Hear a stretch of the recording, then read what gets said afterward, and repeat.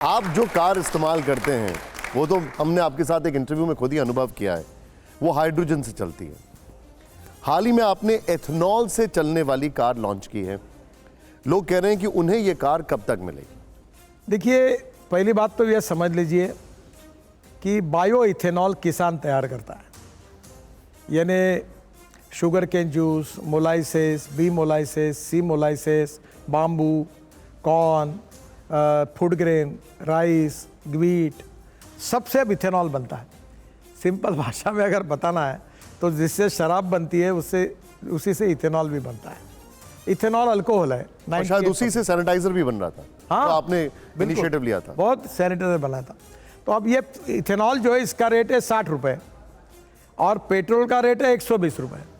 मैंने जो इनोवा गाड़ी टोयोटो की लॉन्च की उसमें 60% लीटर का इथेनॉल उसमें जाएगा और वो गाड़ी 60% बिजली पे तैयार होगी, चालू रहेगा होगी, और 40% इलेक्ट्रिसिटी, 40% इथेनॉल पे और 60% बिजली पर। तो पेट्रोल का एवरेज रेट के हिसाब से 25 रुपये लीटर पेट्रोल का भाव होगा, इस भाव से एवरेज मिलेगा। तो मुझे बताइए, लेकिन इसके लिए तो नई गाड़ी लानी पड़ेगी ना। फिर वो आ रही है अभी टोयोटो आने वाले 6 महीने में अपनी पूरी गाड़ियाँ फ्लेक्स इंजन में लॉन्च कर रही है। अच्छा, बजाज, टीवीएस और अपने हीरो, तीनों ने 2 व्हीलर फ्लेक्स इंजन पे लाए हैं।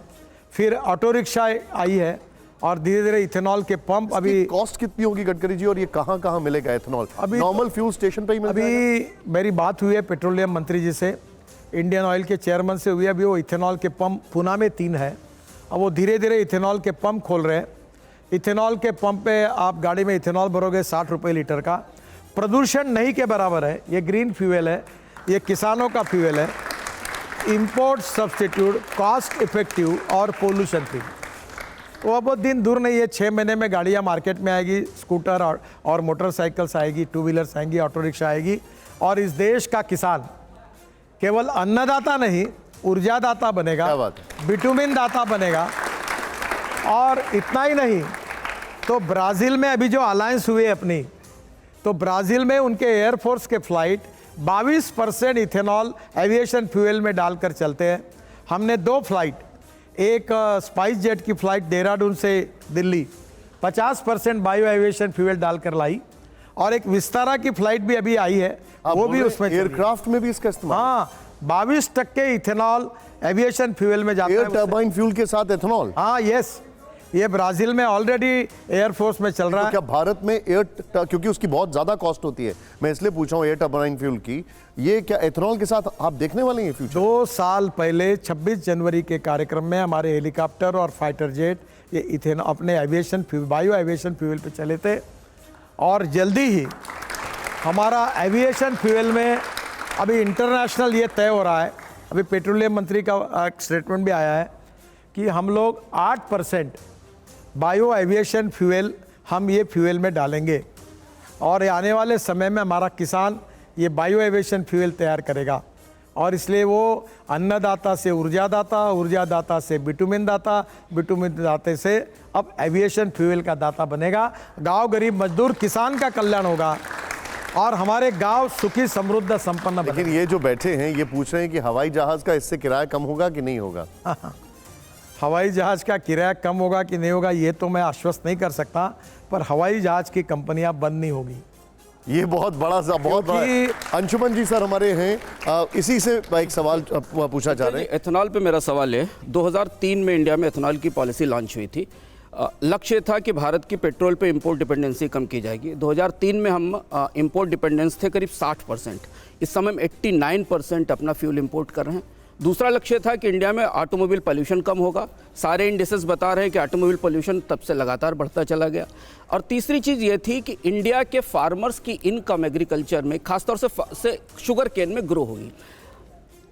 दूसरा पहलू ये है कि जिस प्रोडक्ट से एथेनॉल बनाया जाता है गन्ने से, वो इन्वायरमेंटली ज़्यादा डैमेजिंग है क्योंकि ज़्यादा पानी कंज्यूम करता है। ओवरऑल अगर आप नेट देखें इंडिया की एथेनॉल पॉलिसी का टेंजिबल गेन क्या है भारत को पिछले सालों में 2003 से अभी तक, इंपोर्ट कम करने के तौर पर, पॉल्यूशन कम करने के तौर पर, या कोई डेटा हमारे पास ऐसा जो बता सके कि एग्जैक्टली किसानों की इनकम एथेनॉल से बढ़ी है? देखिए, पहली बात तो ऐसी है कि आपने बहुत से सवाल पूछे हैं। मैं एक एक बात को क्लियर कर दूं। पहली बात, ये पानी वाली बात और फूड वर्सेस फ्यूल वाली बात कुछ लोग करती है, पूरी गलत है। मैं वाटर रिसोर्सेस मंत्री था और हमारे देश में पानी की कमी नहीं है। इतने बाढ़ आ रहे हैं, लोगों का नुकसान हो रहा है, हमारे पास पानी के नियोजन की कमी है। मैं वाटर कंजर्वेशन में काम करता हूँ। मैं महाराष्ट्र से आया हूँ, विदर्भ से, जहाँ 10,000 किसानों ने आत्महत्या की है। दौड़ने वाले पानी को चलने के लिए लगाओ, चलने वाले पानी को रुकने के लिए लगाओ, रुके हुए पानी को ज़मीन को पीने के लिए लगाओ। गांव का पानी गांव में, खेत का पानी खेत में, घर का पानी घर में। मैं इस पे काम करता हूँ, मेरी 4 डिलीट इसी पे हुई। और इसलिए इस देश में पानी का नियोजन करने की आवश्यकता है। अभी भी मैं आंध्र प्रदेश में एक पोलावरम डैम मेरे समय बना है 60,000 करोड़ का। अब उसमें से 1300 टीएमसी पानी गोदावरी का समुद्र में जा रहा है। मैं जब मंत्री था, करीब 27 झगड़े ऐसे थे राज्यों में जो 1968 से चल रहे थे। मैंने 17 झगड़े निपटाए। दरवाज़ा बंद करता था सब मुख्यमंत्री बैठने के बाद और बोलता जब तक सोल्यूशन नहीं निकलेगा मैं नहीं जाने दूंगा। हमारे भारत पाकिस्तान होने के बाद 3 नदियां हमको मिली, 3 पाकिस्तान को मिली। हमारे 3 नदियों में अधिकार का पानी पाकिस्तान को जा रहा है।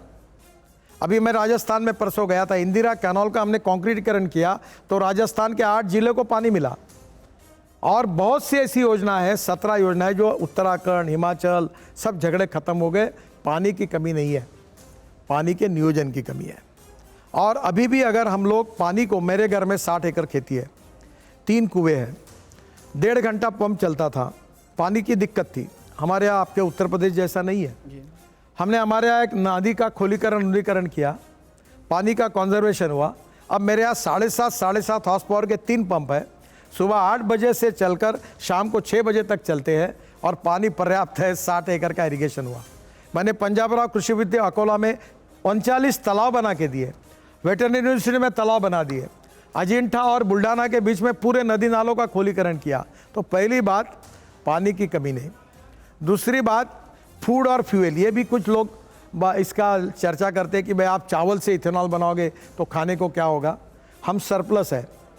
हमारा गेहूँ, चावल और गन्ना और हमारा मक्का, इसकी प्राइस एमएसपी से कम है, कमर्शियल प्राइस। और 2 साल से तो गवर्नमेंट ने एक्सपोर्ट बैन कर दिया है। सरप्लस होने के बाद राइस का एक्सपोर्ट भी बैन है, शुगर का एक्सपोर्ट भी बैन है लगातार। आज इसके बाद में भी आज मार्केट में स्थिति 2 साल से ये है कि हमारी चावल, गेहूँ और मक्का, इसकी एमएसपी आज ज़्यादा है। एमएसपी ने मिनिमम सिक्योर्ड प्राइस, और मार्केट की प्राइस कम है। इसका मतलब हम सरप्लस है। और दूसरी ओर हम 1.5 लाख करोड़ का खाद्य तेल आयात कर रहे हैं। और इसलिए diversification of agriculture towards energy and power sector, जो बात मैं कहता हूं कि किसान इथेनॉल बनाएगा, ग्रीन हाइड्रोजन बनाएगा और परली और बायोमास से बायो सीएनजी, बायो एलएनजी बनाएगा और इस देश को समृद्ध संपन्न करेगा, बिटुमिन बनाएगा। और ये बहुत ही आवश्यक है। और इसलिए आज देश में आपको एक बात बताता हूँ, जो उत्तर प्रदेश के वो समझ ले, अगर इथेनॉल नहीं आता तो ये जो चीनी मिलें हैं इसमें से 70% बंद पड़ जाती और किसान को गन्ने के भाव तक भी नहीं मिलते। आज किसान को गन्ने के भाव मिले, पैसा मिला, इसका कारण यही है कि आज इथेनॉल है। भारत सरकार का 40,000 करोड़ का फायदा हुआ है इथेनॉल तैयार होने से जी, क्योंकि जो क्रूड ऑयल के रेट थे उसके तुलना में फ़ायदा हुआ है। फिर भी ये इकोनॉमी बहुत छोटी है। ये आप जो कह रही है बिल्कुल सही है कि एक तरफ हमारा फॉसिल फ्यूल का कंजम्पशन बढ़ रहा, रोड अच्छे बन रहे, ऑटोमोबाइल का 20-22% ग्रोथ हो रहा है। दूसरी ओर हमारा इंपोर्ट फॉसिल फ्यूल का 89% चला गया है। और इसका कारण बायो फ्यूल का, अल्टरनेटिव फ्यूल, इलेक्ट्रिक का हमको जिस गति से बढ़ाना चाहिए वो और गति बढ़ाए बिना उपाय नहीं है। आप कह रहे हो वो सही है। और इसीलिए जो G20 में अलायंस हुई, इसके कारण अब देश में किसानों के, अभी मैं आपको एक बात बताता हूँ, देश में 190 प्लांट, उसमें पंजाब, हरियाणा में और उत्तर प्रदेश में ज़्यादा है। ये जो परली जलाते ना, ये परली से बायो सीएनजी और बायो एलएनजी बनाने के 125 प्लांट का काम शुरू है। 36 प्लांट पूरे हुए। देश का पहला मेरा ट्रैक्टर बायो सीएनजी पे चलता है, 1 लाख रुपए की बचत होती है। तो अब धीरे धीरे जितना अल्टरनेटिव तैयार करना है, इलेक्ट्रिक तो इलेक्ट्रिक, इथेनॉल तो इथेनॉल। अभी बेंगलोर में मैंने Bangalore state electric, Karnataka state transport की बसेस 15% कोयले से जो मिथेनॉल बनता है उसको डालकर प्रोजेक्ट सक्सेसफुल हो गया। अब हम लोग, कोयला हमारे पास भरपूर है, हम कोयले से मिथेनॉल बनाएंगे और उसके साथ डीएमई बनेगा। डीएमई यानी अमेरिका में एलपीजी में 40% डीएमई डालते हैं तो हमारा गैस का सिलेंडर 100 रुपये कम होगा और एलपीजी का इंपोर्ट कम होगा। और मिथेनॉल जो है वो हमारा Assam petroleum 600 ton methanol per day तैयार करता है। RCF of Deepak fertilizer per day ये भी मिथेनॉल काफ़ी तैयार करते हैं। अभी मैं अशोक लेलैंड का ट्रक 100% मिथेनॉल का मैंने लॉन्च किया बेंगलोर में। डॉक्टर सारस्वत साहब लगातार इसके लिए प्रयास कर रहे हैं। तो एक तरफ मिथेनॉल की इकोनॉमी बनाना, एक तरफ फ्लेक्स इंजन में इथेनॉल की इकोनॉमी बनाना, एक तरफ परली, cotton straw, with straw, rice straw, bagasse और बायोटेक्नोलॉजी का उपयोग करके हम लोग बायोमास जनरेट करें, बाम्बू का उपयोग करके इथेनॉल बनाए, बायो सीएनजी बनाए और उससे ये बायोफ्यूल का काम होगा। फिर इलेक्ट्रिक की गाड़ी आ रही है, 5 साल में इलेक्ट्रिक बसेस दिखेगी आपको। एक इलेक्ट्रिक बस चलती है तो 39 रुपीज़ पर किलोमीटर खर्चा आता है नॉन एसी बस का, और एसी बस का खर्चा 41 रुपीज़ पर किलोमीटर आता है, और डीजल का बस का 115 रुपये पर किलोमीटर है। और मैं जो बस चलाऊंगा, ट्रॉली बस, 2 या 3 बसें जोड़ के इलेक्ट्रिक पर, उसका तो खर्चा 30 रुपये पर किलोमीटर आएगा। गडकरी जी, बट सर वो राजगोपालन जी, मैं सर पे आ रहा हूँ, एक मिनट। वो इलेक्ट्रिक तो कोयले से ही आएगी, इलेक्ट्रिक तो कोयले से ही आएगी क्योंकि ये 90% अच्छा हुआ इंडिया का- आप ये सवाल पूछ रहे, अच्छा हुआ। वो आएगी तो कोयले से। मेरी तो बात एक बार- सर, जवाब सुनो। आप सुन लो। हमारे देश के पावर बास्केट में 39% ग्रीन पावर है, सोलर पावर है, और 2070 तक हम कार्बन न्यूट्रल बनने वाले हैं। और इसलिए आपकी बात सही है, पर आप धीरे धीरे, अभी जैसे ये बिल्डिंग है, अभी ये इन्होंने अपने स्टाफ को डीजल पेट्रोल की कार दी, मैं इनको सुझाव दूंगा, कंसल्टेंसी दूंगा कि सब इलेक्ट्रिक कार ले लो, और ये पार्किंग में एक चार्जिंग स्टेशन लगा दो, ऊपर में सोलर लगा दो।